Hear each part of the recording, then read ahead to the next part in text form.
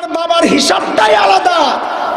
আমার গোটা উম্মতের আমল যদি এক পাল্লায় রাখা হয়, আর একা তোমার বাবা আবু বকরের আমল যদি আরেক পাল্লায় রাখা হয়, তো আবু বকরের আমলের পাল্লা ভারী হয়ে যাবে। আবু বকরের মর্যাদা বুঝাইতেছি। একদিন হযরত ওমর আয়েশা আবু বকরকে বলে, দোস্ত একটা জরুরি কথা। বলে কি? বলে আপনার সাথে একটা লেনদেন করবো। তা আবু বকর বললেন না কি বলতে চান? তো আসার সময় আবু জেহেলের হাতে পড়েছিলাম। আবু জেহেল আমাকে ধরে বলে, আসমা, নবী আর বাবা কোথায় আছে বলো।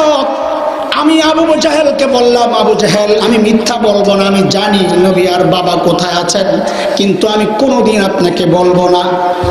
ইয়া রাসূলুল্লাহ, এই কথা বলার সাথে সাথে আবু জেহেল আমাকে এমন একটা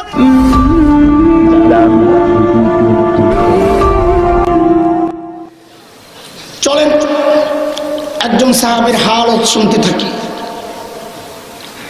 হযরত আবু বকর সিদ্দিক রাদিয়াল্লাহু তাআলা আনহু যখন খলিফা, তো ওনার একটা সিস্টেম ছিল, ওনার দরবারে বিধবা অসহায় নারীদের লিস্ট জমা থাকতো, ঝুলানো থাকতো। কেউ যদি স্বেচ্ছায় কারো খেদমত করতে চাইতো, তো এই লিস্টের ঠিকানা ধরে বুড়ির বাড়িতে চলে যেত। এটা অনেকবার নবী বলেছেন, ইয়তিম আর বিধবাদের জিম্মাদার আর আমি জান্নাতে পাশাপাশি থাকবো।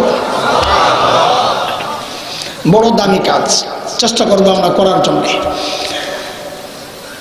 হযরত ওমর বুড়ির বাড়ির ঠিকানা নিয়ে পরদিন সকাল ফজরের পরপর বুড়ির বাড়িতে যায় হাজির। কখন বলেন? আরে কথা বলেন। ঘুমাইছেন নাকি আপনারা? কে কে ঘুমাইছেন একটু হাত তোলেন তো। আল্লাহু আকবার। হ্যাঁ, মাশাআল্লাহ, এত মানুষ ঘুমাইছে। বাস বাস বাস, ঘুমাইলে উঠে যান, আর ঘুমায়েন না, ঘুমানোর সময় শেষ।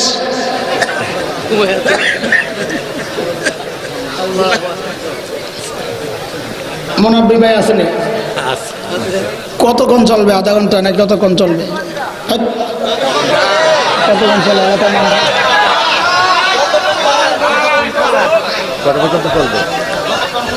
আপনার ইচ্ছা অনুযায়ী যতক্ষণ চালানো যায়। এমনি রাতের কোনো সমস্যা নেই?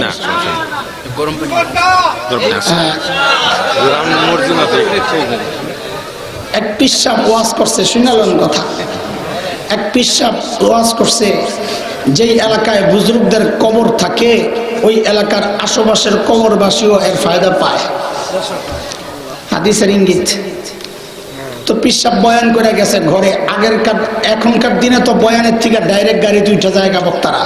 আগে তো এলাকায় থাকতো, চাইল ডাইল মুরগি টুরগি নিয়ে আর পরে বিদায় হইতো। তো আইসেন না, এটাই বাস্তব কথা। তো বক্তা রুমে গেছেন, দেখেন যে বাহিরে চিল্লাচিল্লি হইতেছে। তো মুরিদরে পাঠাইছে, দেখতো কি বললাম, কোন বিপদ হইলো, আবার মানুষ চিল্লাই কেন। মুরিদে বাহিরে যায় আর দৌড়াই আসছে, তাড়াতাড়ি গাড়টি গোল করেন, এই এলাকায় থাকা যাবে না। বলে কি জন্যে? বলে যেই ওয়াজ করছেন, বুজুর্গ থাকলে এলাকায়, বুজুর্গের কবর থাকলে আল্লাহর রহমত নাজিল হয়। এলাকার মানুষ বড় চিন্তায় পড়ে গেছে যে আমাদের এলাকায় কোনো বুজুর্গ নাই, তো কি করবা? হুজুরে মাইরা কবর দাও। হুজুর মইরা যাক, আমার বরকত দরকার। 3 ঘন্টা মারাইছে, আমি মরে যেতেছি। আমি বলি আধা ঘন্টা কোন রকমে কাম সারতে চাই, 3 ঘন্টা। হুজুর মইরা যাক, আমার বয়ান শোনা লাগবে আজকে। বয়ান কালকে শুনবা ইনশাআল্লাহ। আগে বলে দিলাম না, আমার ভাই বয়ান করবেন ইনশাআল্লাহ। এবং জোর করে আমারে ব্ল্যাকমেল করে যে আজকে দেরিতে আসছি, এটার ব্ল্যাকমেল করে আগামী বছরের ডেট লয়ে রয়েছে। বেটারা বহুত চালাক। এই জন্যে আবার ওয়াদা বলেছে আগামী বছরের জন্য টাইম উল্টাপাল্টা দেওয়া হয়। ঠিক আছে ইনশাআল্লাহ। তো এই জন্যে আগামী বছরের জন্য রয়ে গেল কথাবার্তা ইনশাআল্লাহ, আল্লাহ যদি বাঁচায় রাখে আর কি হায়াতে। তো বলতেছিলাম হযরত ওমর বুড়ির বাড়িতে কখন গেছেন? ও, এইখানে কথা বলেন নাই দেখে এতগুলা কথা আমার বলতে হয়েছে। জোরে বলেন কখন? এই কথা কেন জিজ্ঞেস করতেছি? পিপাসা তৈরি করার জন্যে। এটা আল্লাহর সিস্টেম, এটা নবীর সিস্টেম। নবী আলাইহিস সালামকে আল্লাহ তাআলা বলতেছেন, আল হাক্কা মাল হাক্কা ওয়া মা আদরাকা মাল হাক্কা। নবী হাক্কা কি চিনেন? হাক্কা জানেন? হাক্কা সম্পর্কে আপনার ধারণা আছে? আরে এত কথা কি ডাইরেক্ট বললেই তো হয় হাক্কা কারে কয়।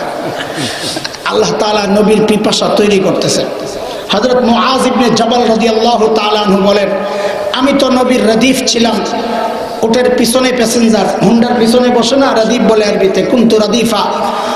তো নবী আর আমার মাঝখানে গ্যাপ ছিল না, লাইসা বাইনি ওয়া বাইনাহু ইল্লা মুখারাতার রাহিল। ওই যে ওটের মাঝখানে একটা কাঠ বাঁধতো তারা, পিছনের মানুষটা যেন ধরে বসতে পারে। তো হযরত মুআজ বলেন যে আমার আর নবীর মাঝখানে শুধু অতটুকুই গ্যাপ, একটা কাঠ, দূরে না। তো নবী ডাকছেন, ইয়া মুআজ। তো আমি বললাম, লাব্বাইকা ওয়া সা'দাইকা ইয়া রাসূলুল্লাহ। তো আল্লাহর নবী আবারও বলেন, ইয়া মুআজ। তো আমি আবারও বললাম, লাব্বাইকা ওয়া সা'দাইকা ইয়া রাসূলুল্লাহ। নবী আবারও বললেন, ইয়া মুআজ। আমি আবারও বললাম, লাব্বাইকা ওয়া সা'দাইকা ইয়া রাসূলুল্লাহ। মুহাদ্দিসিনে কেরাম বলেন, এত কাছাকাছি থাকা সত্ত্বেও, হযরত মুআজ জবাব দেওয়া সত্ত্বেও নবী বারবার কেন ডেকেছেন? হযরত মুআজের পিপাসা তৈরি করেছেন। পিপাসা তৈরি করে, এটা ডাক্তারদেরও কথা, পানি খাইবা তো পিপাসা লাগলে খাও। তো শরীরের যেখানে যেখানে চাহিদা টেনে টেনে নিয়ে নিবে, চাহিদা না থাকলে পানিটা ভেসে থাকবে, খাবার যাবে, খাবার ভেসে যাবে, পেট নষ্ট হবে, গ্যাস হবে। ডাক্তারদেরও তাই কথা। এই জন্য আপনাদেরকে জিজ্ঞেস করতেছি, একটা কথা বলবো, হযরত ওমর বুড়ির বাড়ির দরজার সামনে কখন গেছেন? ফজরের পরপর। কথাটা কেন বললাম? এই জন্য বললাম, সাহাবায়ে কেরাম দিনের কাজ শুরু করতেন ফজরের নামাজের পরপর। নবী আলাইহিস সালাম যারা সকালে কাজ করেন তাদের জন্য বরকতের দোয়া করছেন।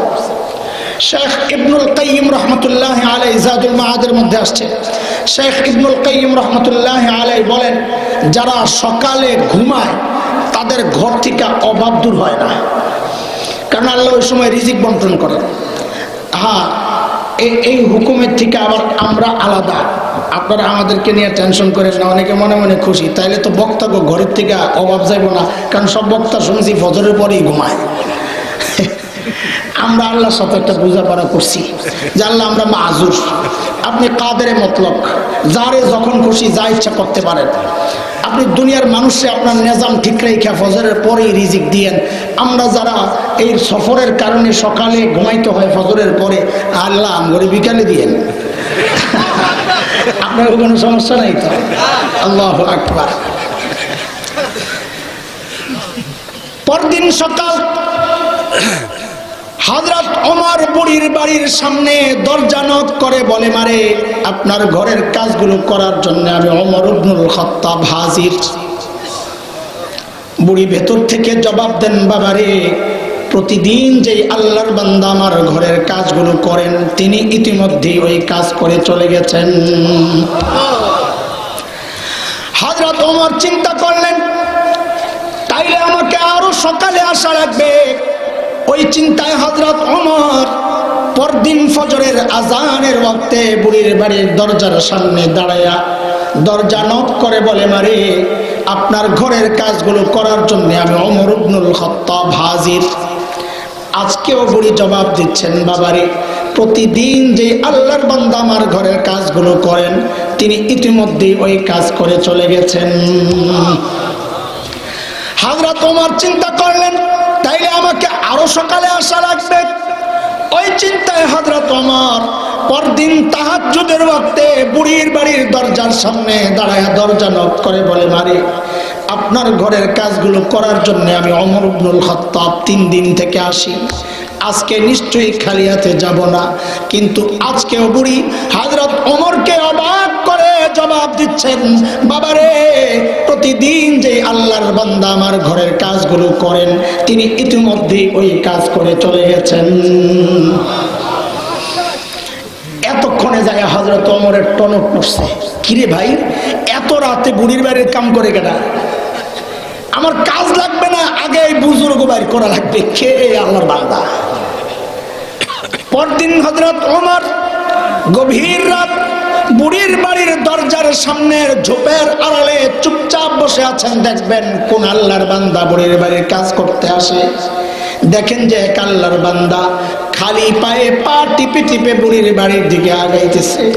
হযরত ওমর রেডি, আসেন দেখি কে আপনি। যেই না কাছাকাছি আসছেন হযরত ওমর লাফ দিয়ে দাঁড়াইছেন, এই কে আপনি? ওরে বাপরে, হযরত ওমরের যে আওয়াজ, রাতও গভীর, যিনি আসছেন তিনিও একা। এইরকম কোন সিচুয়েশন আর পরিস্থিতির মুখোমুখি যদি আমি পড়তাম, আপনারা কি করতেন আল্লাহ মালুম, আমার তো কাপড় নষ্ট হয়ে যেত।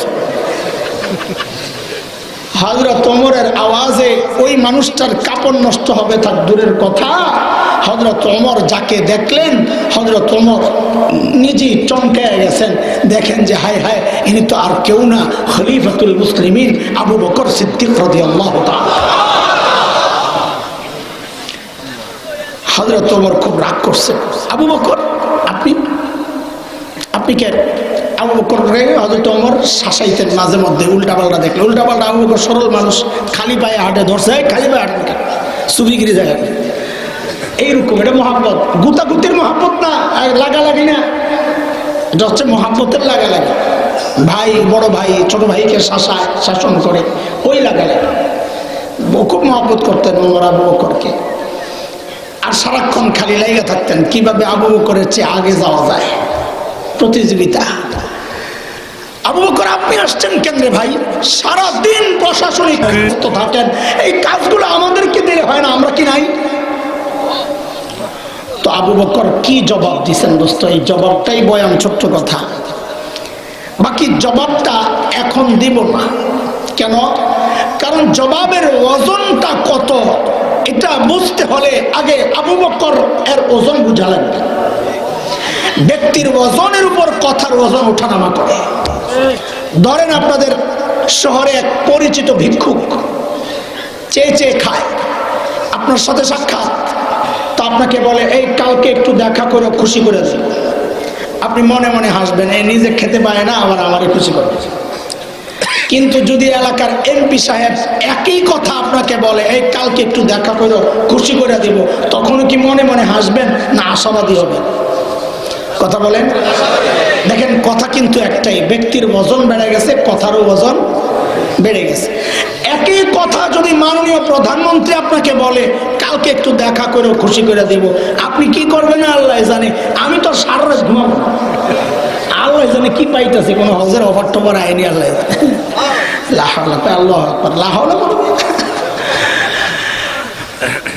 ব্যক্তির ওজন বেড়ে গেলে কথারও ওজন বেড়ে যায়।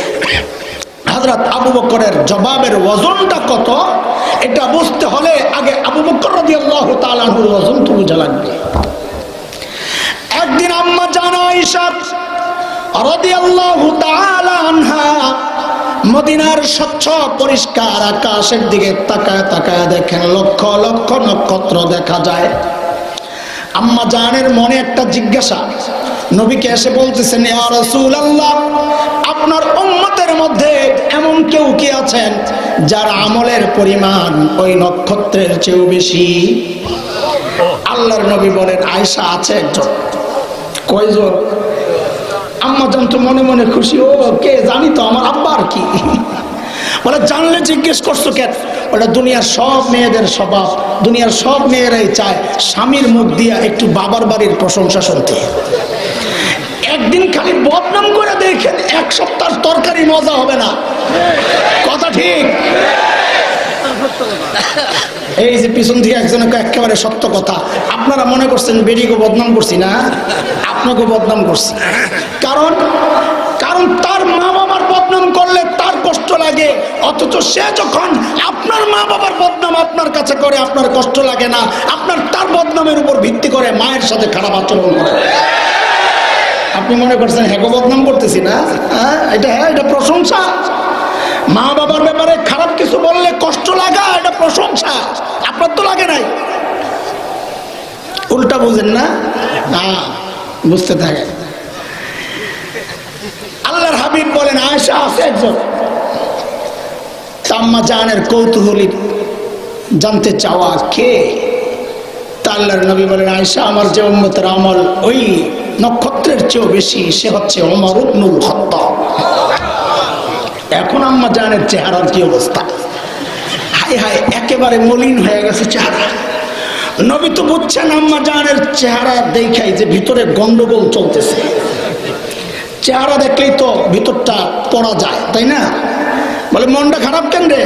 মন তো ভিতরে, আপনি বুঝলেন কেমনে? কয়টা বাহির দিয়ে প্রকাশ পাইছে চেহারা। ইংরেজিতে একটা কথাও বলে, face is the index of mind, নাকি বলে জানি। মানুষের ভিতরটা কি আছে না আছে, এটা চেহারা হচ্ছে আয়না, এটা প্রকাশ পায়। আম্মা জানের ভেতরে গন্ডগোল, স্বামী স্ত্রী হইলে তো কথাই নাই। আল্লাহ তো স্পেশাল দুইটা সম্পর্ক কোরআনে বলেছেন, মাওয়াদ্দা ওয়া রাহমা দিয়ে দিয়েছেন, গভীর সম্পর্ক। নবীও বলেছেন, লাম তারাল মুতাহাব্বাইনে মিসলান নিকাহ, বৈবাহিক কারণে যে মহব্বত তৈরি হয় অন্য কোথাও এটা দেখবে না, লাগে কিন্তু ভিতরে ভিতরে জ্বলে। স্বামী একটু কষ্ট পাইলে বউ টের পায়, বউ একটু কষ্ট পাইলে স্বামী টের পায়। কথা ঠিক কিনা বলেন? বলাবেন ঠিক কস কেন? তুই কি বলছিস বেটা? গরম হয়ে রয়েছে। আল্লাহ তাড়াতাড়ি ব্যবস্থা করুক। এই দোয়া কেউ করবো না তো বলে, তোর বাপ দেখ নারাজ হয়ে গেছে আমার, যে আমার পোলাটারে উস্কাইয়া দিয়ে গেল। নসিহত করে যাই পোলারে তাড়াতাড়ি বিয়ে করার। খুশি কি দেখছেন নি কারবার? এরা বাড়িতে যায় বলবে বহুত দিন পর মন মতো একজন বক্তা পাইছি। হ্যাঁ, এটাই উচিত। বলে গরিব মানুষ খাওয়াইবো কি, গাধা। আল্লাহ বলতেছেন অন্য কথা, ওয়ানকিহুল আয়ামা মিনকুম ওয়াস-সালিহিনা মিন ইবাদিকুম ওয়া ইমাইকুম ইন ইয়াকুনু ফুকারা ইউগনিহুমুল্লাহু মিন ফাদলি। বিয়ে করাও, গরিব থাকলে আমি ধনী বানায় দেব। আল্লাহ বলেন উল্টা, আমরা চিন্তা করি উল্টা। তাড়াতাড়ি করাই দিয়ে, নাহলে পোলাপান উল্টা পাল্টা করবে। আপনারাও দায়ী কম না পোলাপান উল্টা পাল্টা করার ক্ষেত্রে। আল্লাহর হাবিব বলেন, আয়েশা, আমার যে উম্মতের আমল নক্ষত্রের চেয়েও বেশি, সে হচ্ছে ওমর ইবনুল খাত্তাব। জবাব শুনে আম্মা জানের চেহারাটা তো একদম মলিন হয়ে গেছে। নবী বুঝছেন, নবী সান্ত্বনা দিচ্ছেন, আয়েশা তুমি মনে করছিলা বাবার নাম বলবো? আরে শোনো শোনো, তোমার বাবার হিসাবটাই আলাদা। আমার গোটা উম্মতের আমল যদি এক পাল্লায় রাখা হয়, আর একা তোমার বাবা আবু বকরের আমল যদি আরেক পাল্লায় রাখা হয়, তো আবু বকরের আমলের পাল্লা ভারী হয়ে যাবে। আবু বকরের মর্যাদা বুঝাইতেছি। একদিন হযরত ওমর আয়েশা আবু বকরকে বলে, দোস্ত একটা জরুরি কথা। বলে কি? বলে আপনার সাথে একটা লেনদেন করবো। তাও ওকে বললেন না কি বলতে চান। তো ওমর বলে, আমার সারা জিন্দেগি আমল যা করছি একটাও বাদ দেবো না, সব আপনারে দিতে চাই। হয়তো আবু বকর ওমর এত ভালো হয়ে গেল, সারা জিন্দেগি আমার সাথে আমল নিয়ে করলো প্রতিযোগিতা। আরে আমি বলে সব আমল আমারে দিয়ে দিবে, এখানে কোনো ঘাপলা আছে? আবু বকর রাদিয়াল্লাহু তাআলা আনহু মানুষ সরল সোজা, কিন্তু ব্যাকল তো না। আর কথা বলছেন না, উলামায়ে কেরামের চেহারাগুলো দেখেন। অনেকে মনে করে ব্যাকল, যেটা মনে করে ব্যাকল এটা ডবল ব্যাকল। উলামায়ে কেরাম কি না? ব্যাকল না। আর ইমানদারি তো ব্যাকল হইতে পারে না, বলেছেন কে? কোরআনে আসছে না সূরা আলে ইমরান, ইন্না ফি খালকিস সামাওয়াতি ওয়াল আরদি ওয়া ইখতিলাফিল লাইলি ওয়ান নাহার লাআয়াতিন লিউলিল আলবাব।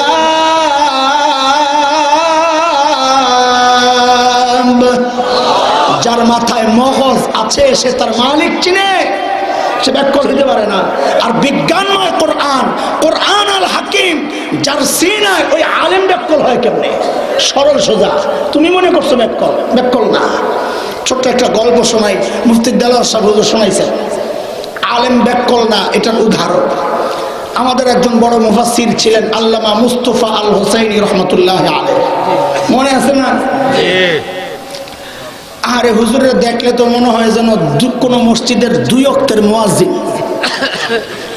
2 ওয়াক্তের মুয়াজ্জিন বুঝেননি আপনারা? 2 ওয়াক্তের মুয়াজ্জিন হলো জামে আমদাদিয়া নতুন একজনের চাকরি হয়েছে মুয়াজ্জিনিতে, তো বিয়ে করছে পাশের মহল্লায়। তো চাচা একটা মহল্লা থেকে, না জামে আমদাদিয়ার উদাহরণ দিলে এটা চলবো না, কোনো অখ্যাত জায়গায় যেখানে এশা আর ফজরে মুসল্লি হয় কম। তো ওই মুয়াজ্জিন ওই চাচারে কয়, চাচা একটু এশার ফজরটা চালাই দিয়ে না, আমি একটু ওর বাড়ি থেকে আইস। নতুন বিয়ে করছে, গোপনে গোপনে জায়গায় আসে। ওই যারে দিয়া যায় এশার ফজরের জন্য, এটা হলো 2 ওয়াক্তের মুয়াজ্জিন, নিয়মিত মুয়াজ্জিন না। তা হযরত মুস্তাফা আল হুসাইনি রহমতুল্লাহ আলাইকে দেখতে তৈরি ঘুমে মনে হইতো কোনো মসজিদের 2 ওয়াক্তের মুয়াজ্জিন, কিন্তু যা ছিল পুরাইটাই তো মাল। আল্লাহু আকবার, কি তাফসীর, সুবহানাল্লাহ। আরে ওনারা ময়দান তৈরি করছেন বলে এখন আমরা কথা বলি। আল্লামা অলিপুরি ময়দান তৈরি করছেন বলে কথা বলো মিয়া। আল্লামা মুস্তাফা আল হুসাইনি ময়দান তৈরি করছেন, হাবিবুল্লাহ মিসবাহ রহমতুল্লাহ আলাই ময়দান তৈরি করছেন, আমাদের বুজুর্গরা ময়দান তৈরি করছেন। ওই জায়গায় বৈশা সিন্নি খাও, কথা বুঝেন নাই? নাহলে বেদাতিকে পিডা, ওনারা তো দৌড়ানি খাইছেন, তুমি তো দৌড়ানি খাও না। আমাদের বড়রা বোরকা পরে এলাকা ছাড়ছেন, তাও এলাকা যাওয়া বন্ধ করেন নাই। জুবাইর আনসারী সাহেব আর অলিপুরি সাহেব 2 জন একখানে, বেদাতিরা এমন দৌড়ানি দিছে, আরে অলিপুরি সাহেব বলে লাভ দিয়ে বাস উঠে গেছে। জুবাইর আনসারী সাহেব ধৈরা বেচারা আর উঠতে পারে নাই, ধৈরা দিয়ে এমন মাইট দিছে। ওনাদের ওই মের খাওয়া রক্ত, এই বরকতে আল্লাহ এত বড় মজমা এখন সাজায় দিছে। প্রত্যেক এইরকম আমার আকাবির আসলাফ বক্তাদের জন্য, খতিবদের জন্য আমাদের দিল থেকে দোয়া করা দরকার। তো আল্লামা মুস্তাফা আল হুসাইনি রহমতুল্লাহ আলাই মানুষ সরল সোজা বক্তারা। এখন এটা পরীক্ষিত জিনিস, বয়ানের পর সব জায়গায় না, মুনাব্বি ভাই যেন আবার কষ্ট না পায়। বয়ানের পর দেরি করতে নাই, খানা না খাইলে দূরে যায় খাও। কেন? বয়ানের আগে ফোনের জ্বালায় বাঁচি না, বয়ানের পরে ভাবটা এমন হয়, আপদটা যায় না কেন তাড়াতাড়ি, কত কাম রয়েছে। খানা দিলেও ঠান্ডা এটি খাওয়া যায় না। গতকালকের ঘটনা, গতকালকের চট্টগ্রাম ছিলাম আমি, আইয়ুব ভাই সহ 2 জনই। তো খানা খাইয়া আমার ড্রাইভার বয়ানের পরে খাবো আর কি, ক্ষুধায় মাথা ঘুরতেছে, রাস্তায় কলা খাইছে আর কেক একটা খাইয়া কোনো রকম দৌড়ে বয়ান উঠছে। গাড়িতে উঠলো খাইতে যাইতে, ড্রাইভার কই যাবে খাইতে, কয় দরকার নাই, মানা করেন খামো না।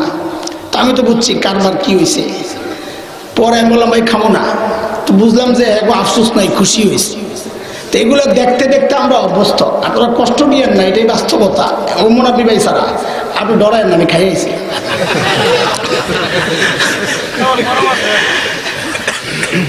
তো মুস্তাফা আল হুসাইনি রহমতুল্লাহ আলাই এক হোটেলে বসছেন খাইতে রাতের বেলা, ওই যে মাহফিলে খাই আসে নাই, চেটে চুটে খাচ্ছেন সুন্নত তরিকা। লাস্টে হাড্ডি একটা ছিল, ওটা খুব চাবাইতেছে, চাবায়া চাবায়া খাইতেছে। পাশের টেবিলে এক ভদ্রলোক বসে বসে চা খায়। কি খায় বলো? মনে রেখে, এটা কি খায়? দুনিয়ায় কিছু মানুষ এমন আছে যাদের চোখে অটো চশমা লাগানো, এরা দাড়ি টুপিওয়ালা দেখলে এদের চুলকানি শুরু হয়, ওটা ওই মার্কা। হুজুরের হাড্ডি খাওয়া দেখা দিলে দিলে খুশি যে একটা সুযোগ লওয়া যায় হুজুরের একটু সাইজ করা। চায়ের কাপটা হাতে নিয়ে বসছে সাজ, হুজুরের টেবিলের সামনে দাঁড়ায় বলে এক্সকিউজ মি। ইয়েস বলেন। যে একটা কথা জিজ্ঞেস করতে চাই। বলেন। আপনাদের এলাকায় কুকুরে কি খায়? বদমাইশের অবস্থা চিন্তা করছে, মানে হুজুর তো হাড্ডি খাইতেছে, হুজুরের কুত্তা বানাইতে চাইতেছে। হ্যাঁ, তো হুজুরের মনে করছে বেক্কল। আমি কিন্তু এটা সবসময়ের জন্য জানাই দিই যে মৌলবীরে বেক্কল মনে করবে, এর আল্লাহ বেক্কল বানাইয়া এরপরে বিদায় করবে। যেই না জিজ্ঞেস করছে হুজুরে, হুজুর আপনাদের এলাকায় কুকুরে কি খায়, হুজুরে দেরি করেন নাই, সাথে সাথে জবাব দিচ্ছেন আমাদের এলাকায় কুকুরে চা খায়। এখন হাল কি? ওই যে বলছি বেক্কল মনে করবা, বেক্কল হয়ে ফেরত যাইবা। কাসেম নানুতুবি রহমতুল্লাহ আলাইহি, আল্লাহু আকবার, কত বড় মানুষ, যার ইঙ্গিতে গোটা উপমহাদেশের মুসলমান তো বটেই, ভিন্ন ধর্মের মানুষরাও উঠে বসে। ইংরেজ বিরোধী আন্দোলনের প্রধান সিপাহ সালার, ইংরেজরা সিদ্ধান্ত নিয়েছে ওনাকে গ্রেফতার করবে। তো উনি দেওবন্দের মূল দেয়ালের পাশে লাগোয়া একটা ছোট্ট মসজিদ, ছাত্তা মসজিদ, হযরত ওই মসজিদে অবস্থান করতেন। তো ইংরেজরা ওই মসজিদ ঘেরাও করছে, হযরত ভিতরে একটা গেঞ্জি আর লুঙ্গি পরা মসজিদ ঝাড়ু দেন। তো ইংরেজরা ঢুকছে, ঢুকার জন্য ঢুইকা হযরতের দেখা তো পছন্দ হয় না। এরা তো মনে করছে যে এত বড় নেতা, পেটটা তো কমপক্ষে দাওয়ানবাগের মতো তো হইবই, এরকম কিছু। আমার চরিত্রই এমন, বড় পেট দেখলে মনে করি বড় হুজুর, বড় টুপি দেখলে মনে করি বড় মুফাসসিররা। আরে কথা ঠিক কিনা? কাল যত ফুলা ফুলা নবীর বংশ, লাল লাল দেখো না, গাদা। গর্ব সুরত आदमी इंसाबुदे मोहम्मद अबू जहल हम एक साबुदे। চেহারায় যদি কারবার মানুষ চিনার মূল ব্যাপার থাকতো হইতো তো নবী আর আবু জাহেলের মধ্যে কোনো পার্থক্য থাকতো না। দুইজনের চেহারাই সুন্দর ছিল, চেহারা কোনো ব্যাপার না, ভিতরে মাল আসেনি দেখো। তো কাসেম নানু তুমি তো ঝাড়ু দিতেছেন, ইংরেজরা যায় জিজ্ঞেস করতেছে ও তো আবি হাতে, উনি তো একটু আগে এখানেই ছিল। ইংরেজরা মনে করছে একটু আগে এখানে ছিল, মনে পালায় গেছে। মৌলবী কি হয় না? আরে কথা বলস না কেন রে? মৌলবী কি হয় না? ব্যাককল হয় না, মৌলবী হয় সরল সোজা। ব্যাককল মনে করবা তো ব্যাককল হইয়া ফেরত যায় না। আপনারা রাগ করতেছেন? রাগ করলে কি করুন কর, আপনারা আমরা ব্যাককল মনে করেন কেন? আমরা রাগ করি না, আমগো তো রাগ ওঠে। এখন আপনারা সুযোগ পাইছি, মাইক পাইছি যেহেতু, এবার আপনারা বইবে রাগ করেন। আপনারা মাইক পাইলে আপনারা করেন, অসুবিধা নাই, আমরা শুনবো, অসুবিধা নাই। আয় মালিক, হযরত আবু বকর বুঝছেন এখানে কোনো ঘাপলা আছে। ওমর সারা জিন্দেগির আমল দিতে চায়, মতলব আছে। কয় দোস্ত, সারা জিন্দেগির আমল তো দিয়ে দিবেন বুঝলাম, নিতে চান কি একটু বলেন না, আমার কি দেওয়া লাগবে? হযরত ওমর বলেন, আবু বকর আপনি পেরেশান হইয়েন না, বেশি কিছু লাগবে না। ওই যে হিজরতের সময় নবীর সাথে যে সুর গুহায় 3 দিন ছিলেন, ওই 3 দিন আমারে দিয়ে দিবেন, আমি আমার সারা জিন্দেগির আমল আপনাকে দিয়ে দেব। দোস্ত বুঝার জিনিস, এতক্ষণ তো ভাষা ভাষা কথা কই আপনাদের জায়গা টানছি, এখন বুঝেন একটু সূক্ষ্ম দুইটা কথা বলে আবার হালকা হালকা কথা কয়ে যামুগা। এমন কি গুমর ওই 3 দিনে ওমর টের পাইছে, ওটা বুঝার জন্য আমাদেরকে সুর গুহায় একটু যাওয়া লাগবে, দেবেননি? চলেন যাই, যা করে আল্লাহ। সুর গুহা, নবী আর আবু বকর ভেতরে লুকানো। আচ্ছা গুহার ভেতরে পরে ঢুকেন, আগে মুখটা একটু বন্ধ করে আলো। চলেন, গুহার মুখের মধ্যে জানি কে কে বাসা বানাইছে? মাকড়সার, কবুতর। কবুতর ডিম পারছে জানি কয়টা?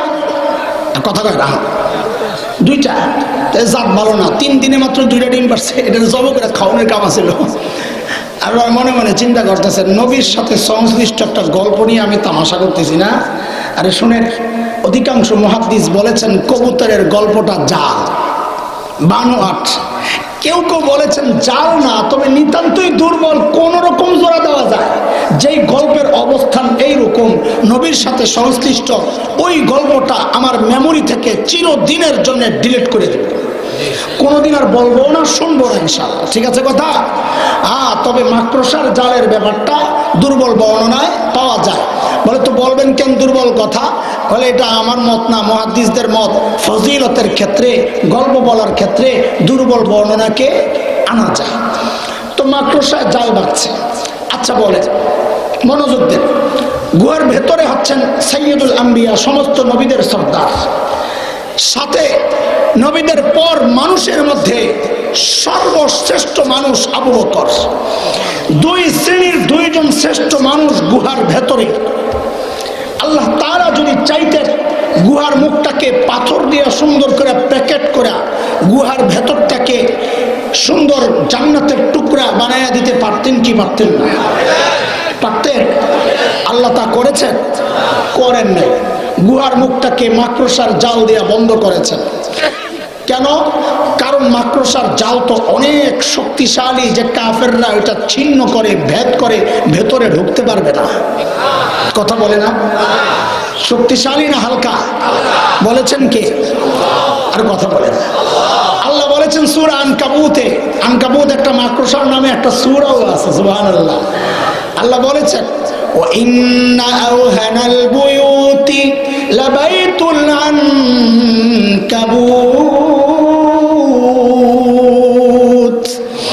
জগতের মধ্যে সবচাইতে দুর্বল ঘর হচ্ছে মাকড়সার ঘর।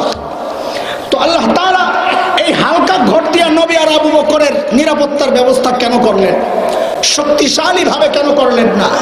এর যুবক, চেতনা উজ্জীবিত করার জন্য আল্লাহ তাআলা আমাকে আর তোমাকে একটা রসদ দিয়েছেন। খেয়াল করো, আল্লাহ তাআলা তার বান্দাদেরকে একটা মেসেজ দিয়ে দিয়েছেন, এরে আমার বান্দারা দেখো দেখো, আমি যদি আমার দ্বীনকে বাঁচাতে চাই তো আমার পারমাণবিক অস্ত্রের দরকার পড়ে না, আমার বোমারু বিমান, সাবমেরিন, ট্যাঙ্ক কামান, সৈন্যের দরকার পড়ে না। আমি আমার দ্বীনকে বাঁচাতে চাইলে মাকড়সার মতো হালকা জাল দিয়াই আমার দ্বীনকে আমি বাঁচাই দিতে পারি।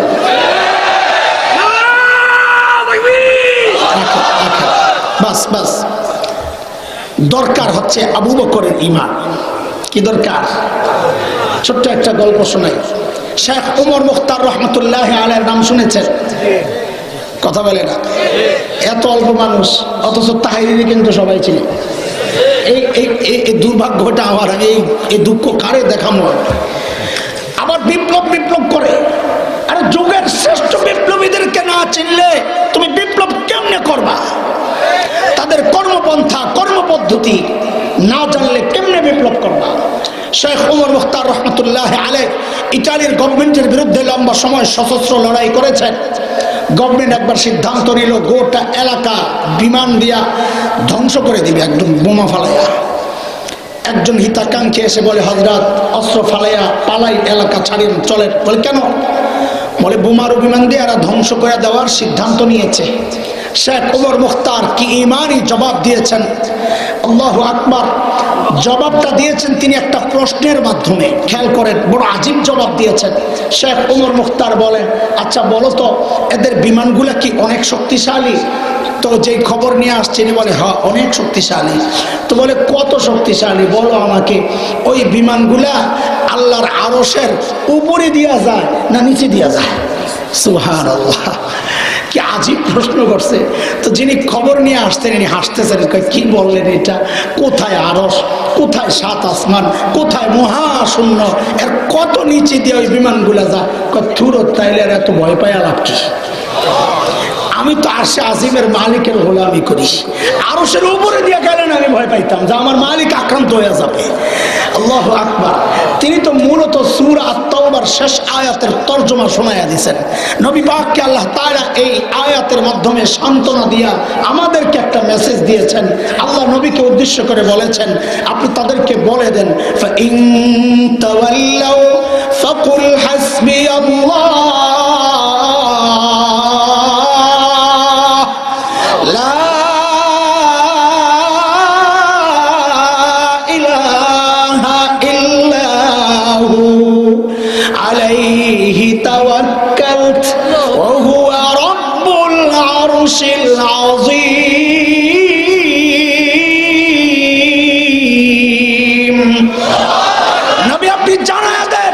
গোটা দুনিয়ার মানুষ যদি আপনাকে পিঠ দেখায়, আপনি জানায়া দেন তোদের দরকার নাই, আমার জন্য আমার আল্লাহ যথেষ্ট, আমার আল্লাহ ছাড়া কোনো মাহবুদ নাই, আমার আল্লাহর শক্তি জানো কত, তিনি আরশে আজিমের রব। আল্লাহু আকবার। এর যুবক, এই চেতনা বুকে লালন করো। আজকে আমরা লক্ষ্য করি এটাই ইতিহাস, ইতিহাস চেঞ্জ হয় নাই, হবেও না। এটা মালিকের সিদ্ধান্ত। সূরা আহজাব খুলে দেখো, মালিক বলেছেন, সুন্নাতুল্লাহিল্লাতী কদ খালাত মিন ক্বাবলু ওয়া লান তাজিদা লিসুন্নাতিল্লাহি তাবদীলা। সুন্নাত আল্লাহর তরিকা, পদ্ধতি, আল্লাহর সিস্টেম, সিদ্ধান্ত আগে যা ছিল এখনো তাই। আগের সিদ্ধান্ত ছিল নমরুদের মালিক ছিল না, নমরুদ ধ্বংস হয়েছে। ফেরাউনের মালিক ছিল না, ফেরাউন ধ্বংস হয়েছে। ইব্রাহিমের মালিক ছিল, তিনি জয়ী হয়েছেন। মূসার মালিক ছিল, তিনি জয়ী হয়েছেন। আজকেও একই পদ্ধতি। আমেরিকার মালিক নাই, তাদের ধ্বংস নিশ্চিত। ভারতের মালিক নাই, তাদের ধ্বংস অনিবার্য। আমাদের ধ্বংস নাই, আমাদের মালিক আছে। কাজী ভারতের চোখ রাঙ্গানি দেখে, আমেরিকার ধমক দেখে ঘাবড়ে যেও না, বরং তাদেরকে পাল্টা হুমকি দিয়ে দাও। আরে আমার মানচিত্র দখল করবা তাকদুরের কথা, আমরা তো দিল্লির লাল কেল্লায় আবারও কালিমার পতাকা উড্ডীন করার স্বপ্ন দেখি।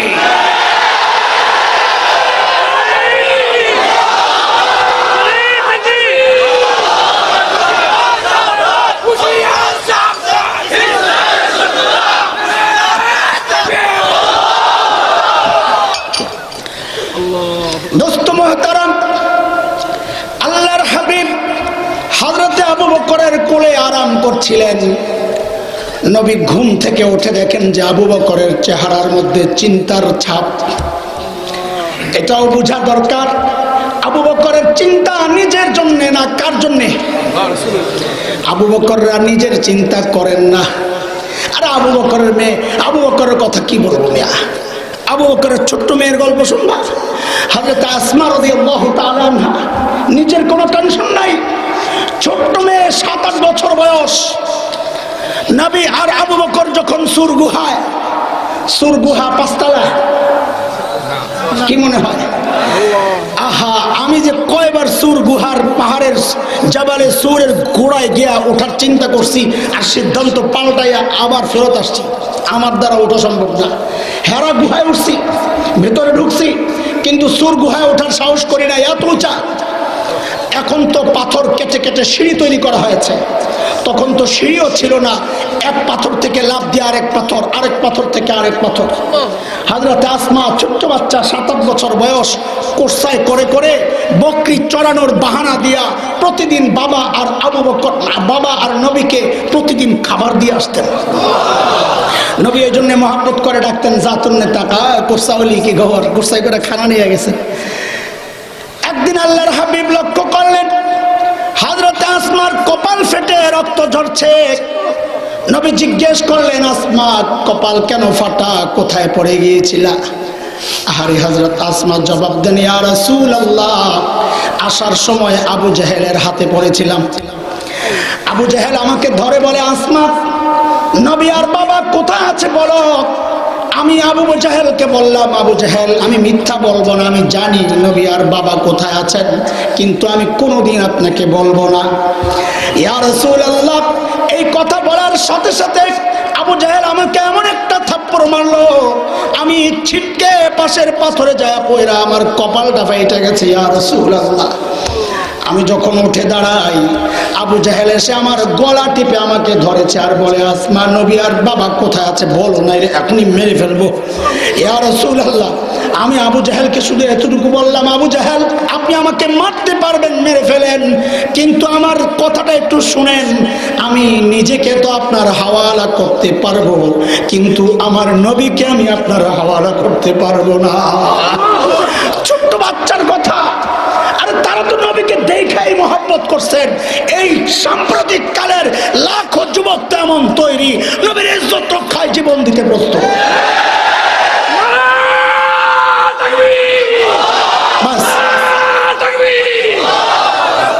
কয়েকদিন আগে ভোলায় তার সাক্ষ্য আমরা দেখেছি।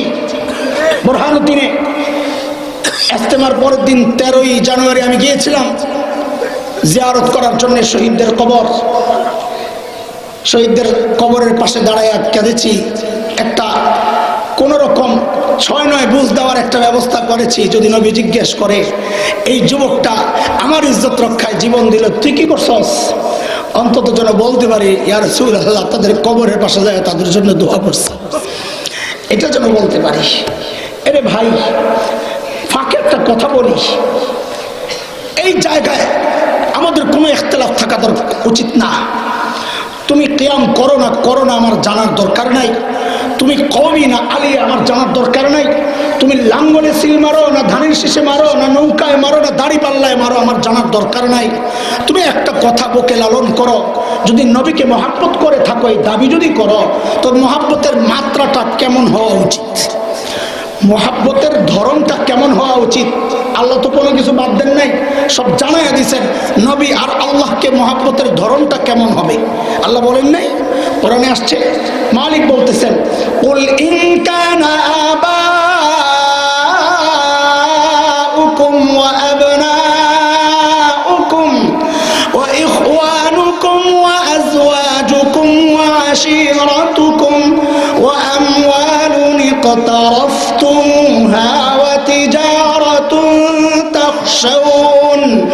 ওয়া তিজারাতুন তাখশাউনা কাসাদাহা ওয়া মাসাকিন তারদাউনাহা আহাব্বা ইলাইকুম মিনাল্লাহি ওয়া রাসূলিহি ওয়া জিহাদিন ফি সাবিলিহি ফাতারাব্বাসু হাত্তা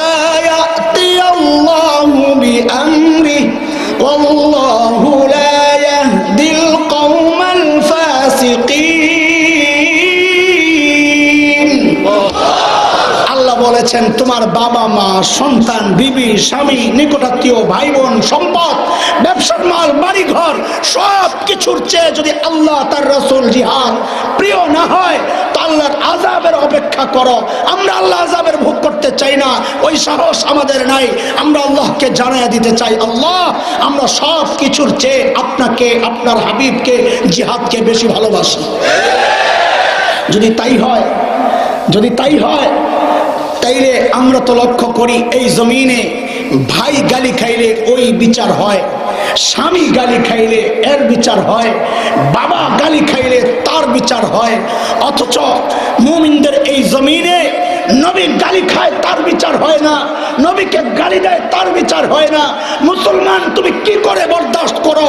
এই জায়গায় উলামায়ে কেরামের সাথে কণ্ঠ মিলায় এক আওয়াজ উঠাইতে হবে, সব কিছু বরদাস্ত করতে পারবো।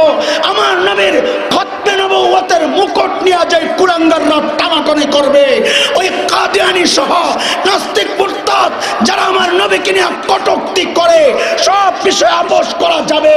আল্লাহ তাআলা বলেছেন ওয়াতানু ফি দীনিকুম, সূরা তাওবা আয়াত 12। আল্লাহ বলেছেন ওয়াতানু ফি দীনিকুম লা ঈমানা লাহুম, যারা দ্বীনকে নিয়ে কটাক্ষ করবে তাদের সাথে কোনো আপোষ নাই, আমরাও আপোষ করতে প্রস্তুত নই। একটাই উচ্চারণ করতে চাই, নবীর দুশমনদের মৃত্যুদণ্ড চাই।